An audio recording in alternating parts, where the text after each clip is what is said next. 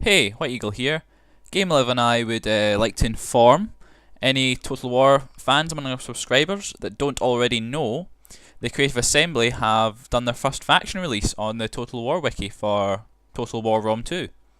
And predictably, the first faction that they've released information about are the Romans themselves. We can see their starting location. I'll stick up some of the screenshots. We do have other screenshots as well of the soldiers.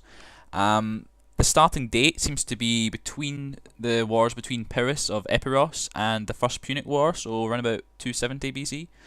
And we've got some information about the Romans. It seems like they've got a strong starting location in the middle of the map, with the Etruscans to the north. Actually, the Etruscans are in the game, so that might be interesting.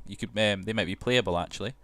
So they've got, north of them, you've got the Celts and the Germans, you've got the Greeks to the east and the Carthaginians to the south. So there's lots of room for war. And the distinguishing features of the Romans seem to be their organisation and discipline. All the citizens have a mandatory professional service, so they can recruit a lot of professional soldiers.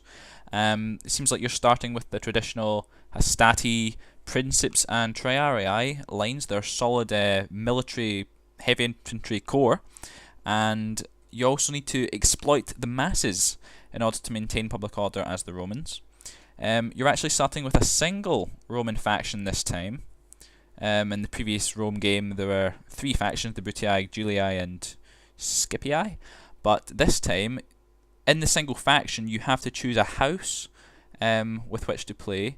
And the options this time are the Julii are returning, but the other options are the Cornelii and the Genii.